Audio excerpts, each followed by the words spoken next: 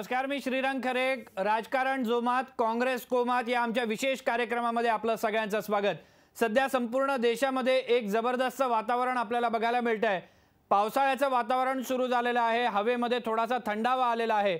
मात्र देशाच्या राजकारणामध्ये अजूनही उकाडा किंवा गरमी अजूनही जाणवते आहे. याचं साधं कारण म्हणजे राष्ट्रवादी काँग्रेसने कुठे ना कुठेतरी काँग्रेसला अडचणीत आणण्याचे प्रयत्न सुरू केलेले आहेत. काँग्रेसमधल्या अंतर्गत हालचालींना वेग आलेला आहे.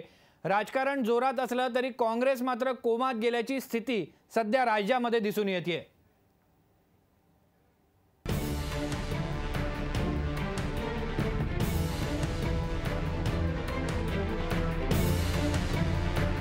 काँग्रेसमध्ये मुख्यमंत्री बदलाच्या हालचालींना वेग आल्याचा दिसतोय.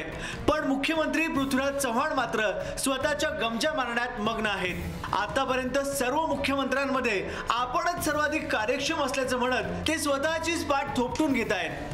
महाराष्ट्रातल्या जनतेच्या सेवा करण्याकरता किंवा मला काँग्रेस अध्यक्षांनी एका विशिष्ट परिस्थितीमध्ये पाठवलं होतं. मी माझ्या सर्व ताकदीनुसार मी काम करत आलेलो. हे झालं मुख्यमंत्र्यांचं. पण मुख्यमंत्री बदलाच्या चर्चेत विदर्भातले काँग्रेसचे नेते आणि मंत्री नितीन राऊत यांनी देखील उडी घेतली आहे. सुशील कुमार शिंदे जर मुख्यमंत्री होणार नसतील तर त्याचं स्वागतच आहे, असं गुळमुळीत उत्तर त्यांनी दिलंय. वास्तविक गेल्या काही दिवसापासून राज्यात दलित अत्याचाराच्या घटना घडतायत. नितीन राऊत यांना या घटनांसंदर्भात उशिरा का होईना पण जाग आली. पण गेल्या काही दिवसांपासून ते दलित अत्याचार जिथे घडलेत तिथं भेट द्यायलाही गेले नाहीयेत.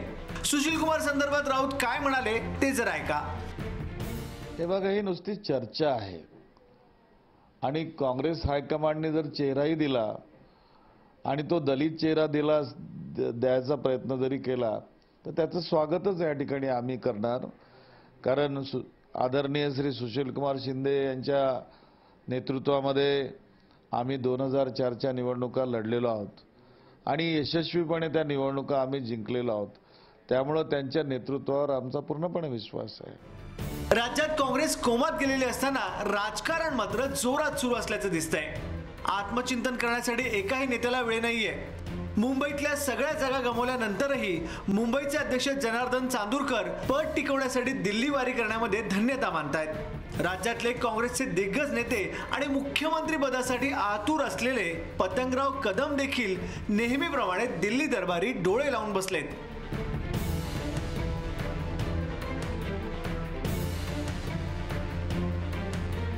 पृथ्वीराज चव्हाण काम करत राहणार असं सांगत जरी असले तरी देखील नारायण राणे आणि त्यांचे पक्षांतर्गत विरोधक त्यांना घालवण्यासाठी जीवाचं रान करतायत.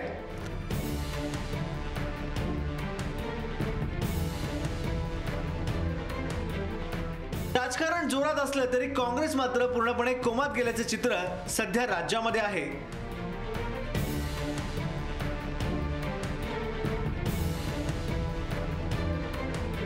पुण्याहून वैभव सोनावणेसह गजानन उमाटे, मी मराठी न्यूज, नागपूर. या संदर्भात अधिक बातचीत करण्यासाठी आपण आपल्या स्टुडिओमध्ये आमंत्रित केलेलं आहे मी मराठीचे कार्यकारी संपादक तुळशीदास भोईटे यांना. तसंच आपल्यासोबत नागपूरवरनं नितीन राऊत, काँग्रेसचे मंत्री देखील या चर्चेमध्ये सहभागी झालेले आहेत. सगळ्यात पहिले मी नितीन राऊत यांच्याकडे जातोय. राऊत साहेब, राष्ट्रवादी काँग्रेसनं दबाव वाढवायला सुरुवात केलेली आहे की राज्यामध्ये नेतृत्व बदल व्हायला हवा. काँग्रेस मात्र या संपूर्ण गोष्टीकडे फारसं बोलायला तयार नाहीये. राष्ट्रवादीला एवढी गरज का पडले काँग्रेसचा नेतृत्व बदल करण्याची?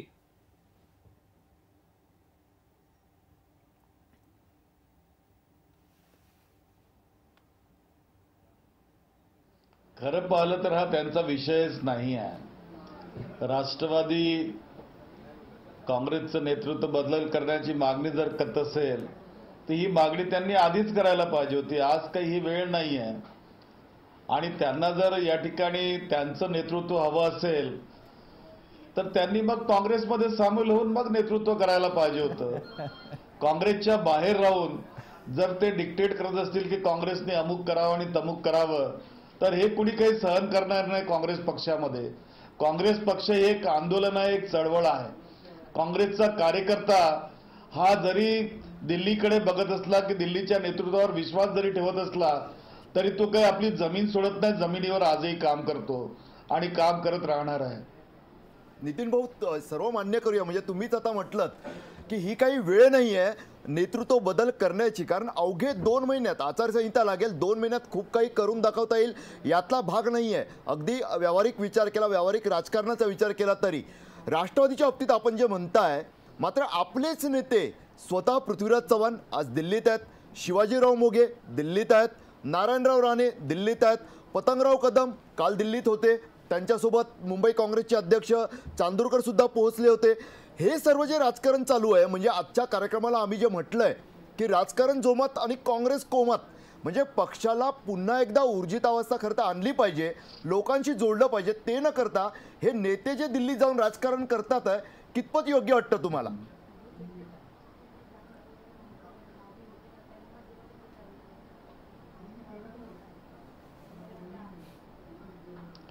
नाही, अजिबात योग्य नाही. जर नेतृत्व बदलाची भाषा जर या ठिकाणी केली जात असेल तर मी पुन्हा पुन्हा सांगेन की आजच्या घडीला नेतृत्व बदल करण्याची अजिबात गरज नाही, त्याची आवश्यकताही नाही. येत्या 2 महिन्यामध्ये फारसा काही त्याच्याने फरक पडणार नाही. काँग्रेसच्या नेतृत्वानं आणि काँग्रेसच्या सरकारनं जी कामं मागच्या 3 वर्षाच्या 5 वर्षाच्या कालावधीमध्ये जी केलेली आहेत त्याचा उजाळा घेऊन त्यांना पुढे जर आम्ही घेऊन गेलो तरच खऱ्या अर्थानं काँग्रेस पुन्हा या ठिकाणी आपलं सरकार आणू शकेल. नेतृत्व बदलाने सरकार आणू शकणार नाही. पण एकीकडे नितीन भाऊ, राष्ट्रवादी काँग्रेसनं स्वबळावर निवडणूक लढवण्याची तयारी सुरू केलेली आहे. तुमच्याकडे अशी तयारी कुठेच दिसत नाहीये. तुमच्याकडे सगळे नेते, मुख्यमंत्र्यांसकट जे प्रमुख नेते आहेत ते दिल्लीवारी करताना दिसत आहेत, स्वतःचं पद वाचवताना दिसत आहेत. तुम्ही म्हटलात ते बरोबर आहे, तुम्ही जर कामं केली असतील तर ती लोकांपर्यंत पोहोचवायला हवीत. मात्र हे न करता तुमचे नेते जर दिल्लीत जाऊन बसले असतील तर मग तुम्ही लोकांपर्यंत कामं पोहोचवणार तर कशी?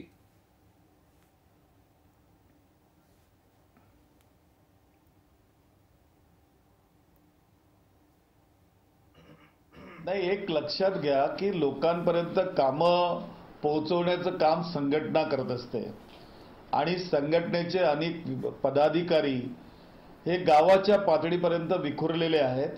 त्यांना कार्यक्रम देण्यात आला आहे. प्रदेश काँग्रेस कमिटीने सुद्धा मागच्या आठवड्यामध्ये बैठका घेऊन प्रदेशच्या काही समित्या विधानसभा स्तरावरती त्या ठिकाणी नेमलेल्या आहेत आणि त्या पक्षाचं काम त्या ठिकाणी सुरू झालेलं आहे. उरला प्रश्न या बाबतीत पुढचा, तर कामाचं नियोजन अगदी पूर्णपणे करून कार्यकर्त्यांना कामाला लावण्याचं काम या ठिकाणी चालू झालेलं आहे. त्यामुळे तो विचार की या ठिकाणी नेते दिल्लीत आहेत की नेते काय करतायत तो विचार या ठिकाणी नाहीच. राऊत साहेब, तुम्ही आमच्यासोबत राहत. आपण या बुलेटिनमध्ये एक छोटासा ब्रेक घेतोय. ब्रेक नंतर आपण या परिस्थितीला नेमकं कोण जबाबदार आहे या संदर्भात देखील चर्चा करणार आहोत. पाहत राहा मी मराठी न्यूज.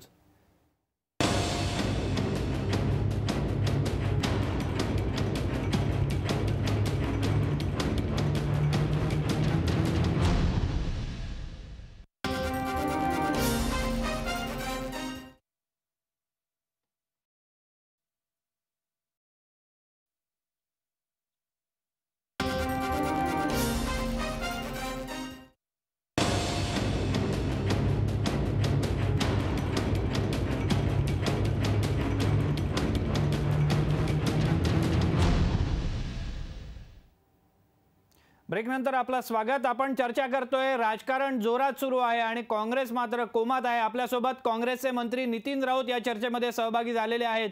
याशिवाय मी या चर्चेमध्ये स्वागत करतो राजू शेट्टी खासदार यांचं देखील, तसंच मी मराठीचे मॅनेजिंग एडिटर तुळशीदास भोईटे देखील या चर्चेमध्ये आहेत. मी सगळ्यात पहिले राजू शेट्टी यांच्याकडे जातो. नितीन राऊत यांनी काही वेळापूर्वी मुद्दा मांडला की काँग्रेसनं जी कामं केलेली आहेत ती जनतेपर्यंत पोहोचवणं हे सध्या आमचं महत्त्वाचं काम आहे. दिल्लीमध्ये ज्या काही घडामोडी चाललेल्या आहेत त्याच्याकडे जास्त लक्ष देण्याची आत्ता बाकीच्यांना गरज नाही आणि राष्ट्रवादी काँग्रेस जर अशी मागणी करत असेल नेतृत्व बदलाची तर त्यांचा तो प्रश्न नाहीये. तुमचं याबाबत काय मत आहे? मुळामध्ये काँग्रेस आणि राष्ट्रवादी हे दोघेही पराभूत मनोवृत्तीने काम करतायत. लोकसभेमध्ये जनतेला त्यांना इतका मोठा दणका दिलेला आहे.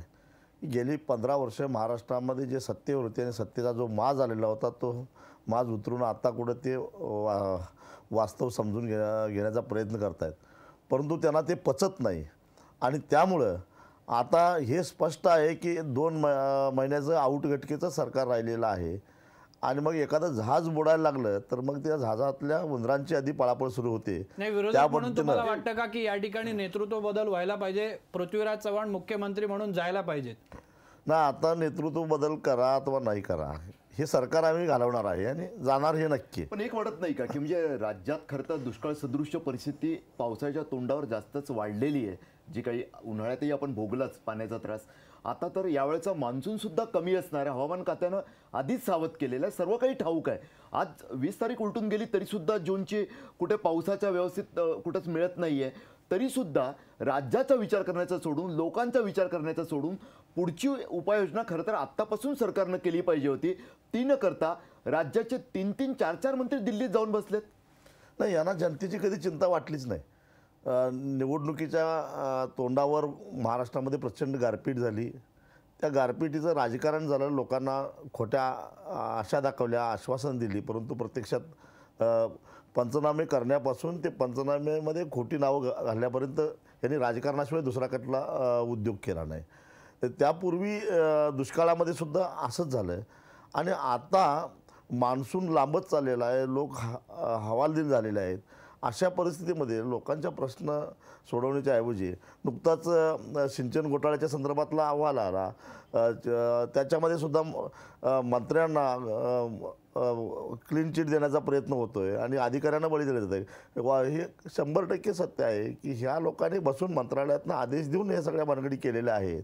आणि याचा अर्थ मी कुठल्या प्रशासकीय अधिकाऱ्यांना चांगलं म्हणतो अशातला भाग नाही, परंतु अधिक राजकीय नेतृत्व आणि प्रशासनातले अधिकारी यांच्या अनैतिक संबंधातूनच भ्रष्टाचाराचा जन्म होतो. आणि अशा परिस्थितीमध्ये आता सगळी सरकारची तिजोरी लुटली, जनतेला वाऱ्यावर सोडलं आणि आतासुद्धा जेवढा काही शेवटचा उरला हात मारता येईल तो कसा मारता येईल ह्या प्रयत्नात हे लोक आहेत. यांनाही माहीत कळून चुकलेलं आहे की आता आपण काय पुन्हा निवडून येत नाही. मी हाच मुद्दा घेऊन नितीन राऊत यांच्याकडे जातोय. नितीन राऊत, तुम्ही ऐकलात राजू शेट्टी काय म्हणाले? मुख्यमंत्री जावत न जावत ते तुमचं सरकार घालवायला तयार आहेत अशी त्यांनी या ठिकाणी घोषणा केलेली आहे. आणि त्यांनी असं देखील सांगितलेलं आहे की तुमचा भ्रष्टाचार जो आहे तो अजूनही चालू आहे, तुमच्यावर जे आरोप आहेत ते अजूनही होत आहेत, तुम्ही अधिकाऱ्यांना पाठीशी घालताय. तुमचं याबाबत काय मत आहे?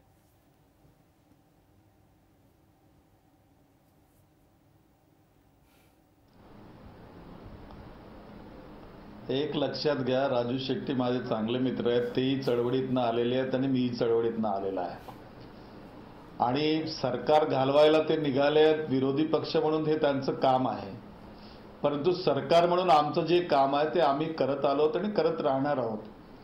उरला प्रश्न दुष्काळाचा, तर दुष्काळाच्या बाबतीमध्ये नियोजनबद्ध पद्धतीनं दुष्काळावर मात करण्यासाठी आमचे प्रयत्न सातत्यानं सुरू आहेत.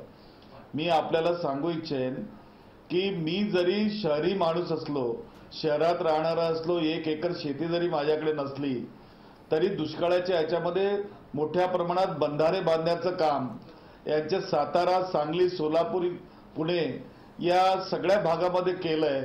आणि आज अशी परिस्थिती आहे की एवढा उन्हाळा तापत असला आणि मान्सून पुढे सरकत जरी असली तरी पिण्याच्या पाण्याच्या टँकरची त्या ठिकाणी कमी प्रमाणात सोय करावं लागत आहे.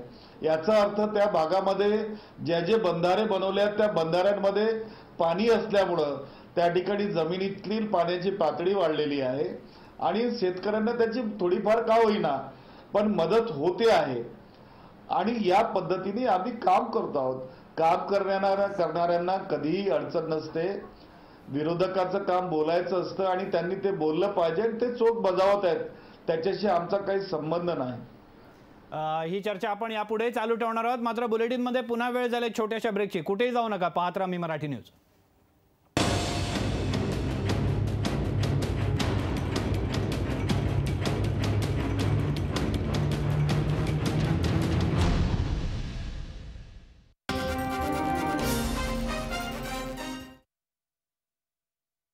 ब्रेकनंतर आपलं पुन्हा एकदा स्वागत. मी पुन्हा नागपूरला होतोय नितीन राऊत यांच्याकडे. नितीनजी, काही वेळापूर्वी या ठिकाणी जेव्हा ब्रेक घेतलेला होता तेव्हा स्टुडिओमध्ये चर्चा सुरू होती. काँग्रेसच्या बाबतीत असं बोललं जात आहे की राष्ट्रवादी काँग्रेससोबत जर तुम्ही लढला नाहीत तर तुमचा दारुण पराभव होण्याची शक्यता नाही आहे, तुम्ही जर वेगळे लढलात तर तुम्हाला कदाचित यश मिळू शकेल. राष्ट्रवादी काँग्रेस बरोबर तुम्ही युती करणार की नाही?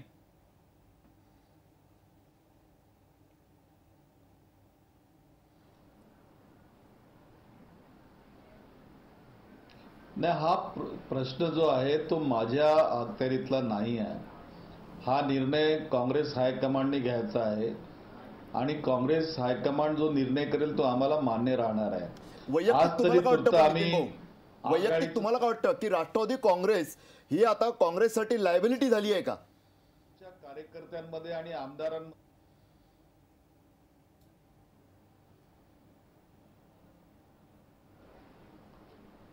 वैयक्तिक, जेव्हा मंत्री म्हणून तुम्ही माझा इंटरव्ह्यू घेतात तर वैयक्तिक मत कुठं राहिलंय?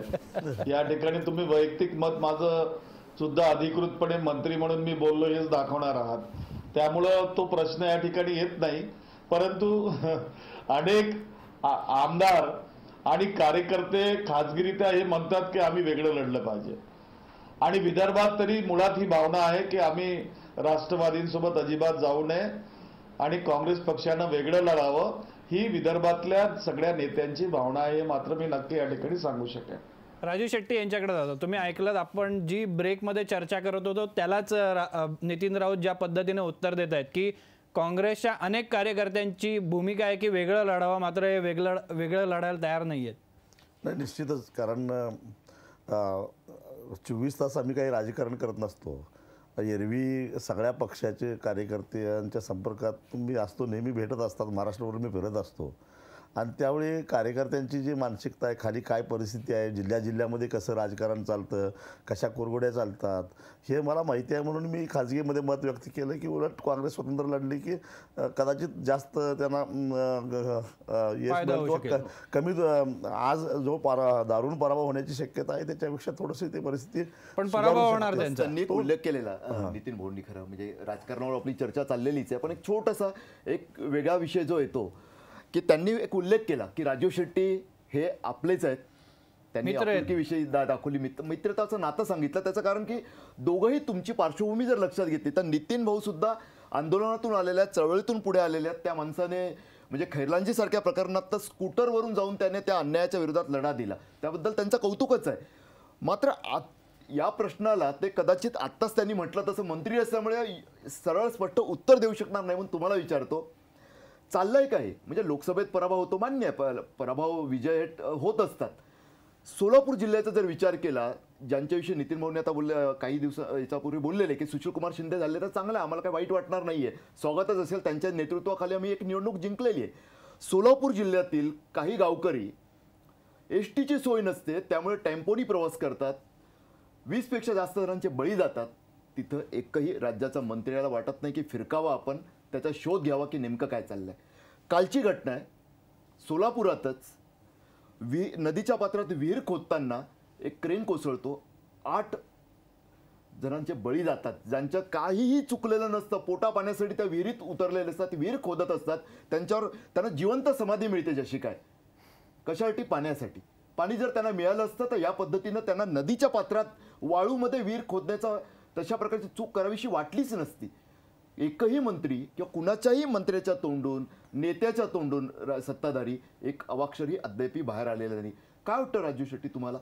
कुठंतरी संवेदनशीलताच हरपली की काय? हीच दुर्दैवाची गोष्ट आहे. आणि मगाशी मी सुरुवातीला आल्याने जे बोललो की सतत 15 वर्षे सातत्यानं निवडून आल्यामुळं एक प्रकारचा सत्तेचा दर्प चढतो की आम्ही आमच्या ग्रामीण भागामध्ये माज म्हणतो. त्याच्यामुळं असं वाटतं की हे जनतेला गृहीत धरत निघालेले आहेत. आणि अर्थात नितीन राऊत साहेब माझे एक चांगले मित्र आहेत आणि एक प्रकारची आमची भाऊबंदकी आहे. कारण चळवळीतल्या प्रत्येक माणसाला मी भाऊबंद समजतो. काही अपवाद असतात आणि त्यामुळं चळवळीतले पार्श्वभूमी असणारे लोक आहेत, त्यांना ह्या अशा प्रकारच्या घटना घडल्या आहेत तर त्यांचं मन हलतं, अंतर्मुख होतात ते. परंतु जे तोंडात सोन्याचा चमचा घेऊन जन्माला आलेले आहेत किंवा आज राजकारणामध्ये दुसरी आणि तिसरी पिढी महाराष्ट्रामध्ये मोठ्या प्रमाणामध्ये दिसते कारण हे महाराष्ट्राचं राजकारण आज जर बघितलं तर एक 100-150 घरांनी असे आहेत की त्याच घरातले लोक आलटून पालटून वेगवेगळ्या पक्षातून निवडून येत असतात. ह्यांना जनतेचं काही देणं घेणं नाही. एक प्रकारची नवीन सरंजामशाही महाराष्ट्रामध्ये आज सुरू आहे आणि याला कुठेतरी छेद दिल्याशिवाय तळागाळातले माणसं या प्रवाहात येऊन मग ते कुठल्याही का पक्षात असेनात निवडून येण्याशिवाय ह्यांना जनतेचे प्रश्न समजणार नाहीत. एक शेवटचा आणि थोडक्यात प्रश्न नितीन राऊत यांना विचारतोय. काँग्रेस कोमात गेलेली आहे, नवसंजीवनी तुम्ही कशी देणार या पक्षाला?